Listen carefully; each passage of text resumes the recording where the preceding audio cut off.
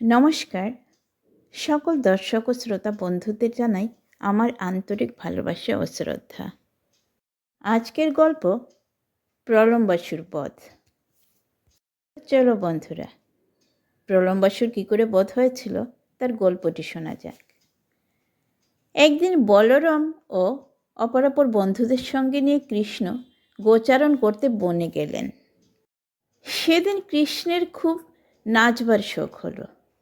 সবাই এসে একটি বড় গাছের ছায়ায় জড়ো হলো। কৃষ্ণ নাচতে লাগলেন, আর অন্যরা কেউ গান গাইল, কেউ বা বাঁশি বা ভেপু বাজিয়ে সঙ্গত করতে লাগলো। আবার কেউ নাচের তালে তালে হাততালি দিতে লাগলো।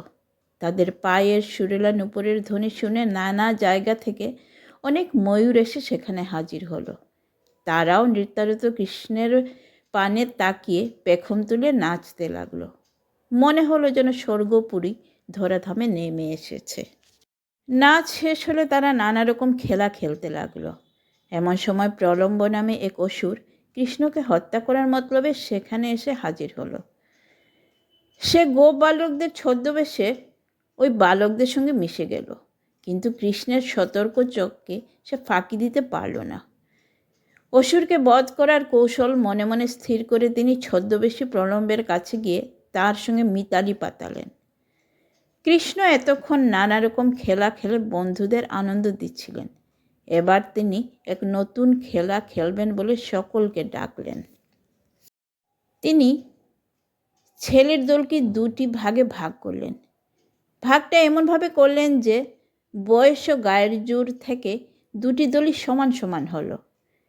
এক দলের দলপতি হলেন বলরাম, অন্য দলের কৃষ্ণ নিজে।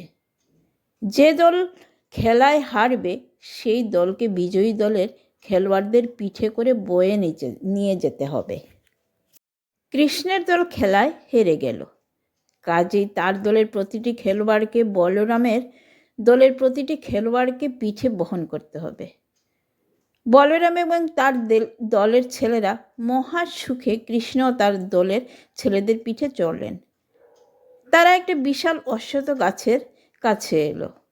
গোপ বালকের ছদ্মবেশী পরমেশ্বর বহন করছিলেন বলরামকে, আর কৃষ্ণ বহন করছিলেন তার সখা শ্রীদামকে।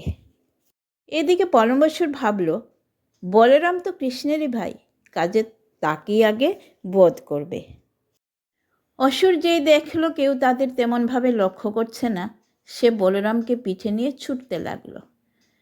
অনেক দূরে একটা নির্জন জায়গায় পৌঁছে প্রলম্ব তার নিজ মূর্তি ধারণ করল। তার এই বিশাল আকৃতি দেখে বলরাম হতবাক হয়ে গেলেন। সঙ্গে সঙ্গে তিনি বুঝতে পারলেন এই অসুর তাকে হত্যা করার মতলবে আছে।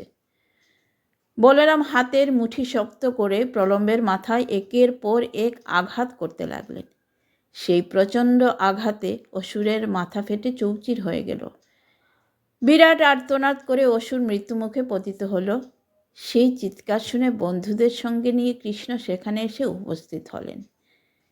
তারা বলরামকে আলিঙ্গন করে বলল, সাবাস ভাই সাবাস, ভাগ্যিস তুমি অসুরটাকে বধ করলে, তাই আমরা প্রাণে বাঁচলাম। এরপর তারা সকলে বাড়ি ফিরে এলো। এই ছিল প্রলম্বাসুর বধের গল্প। আপনাদের কেমন লাগলো?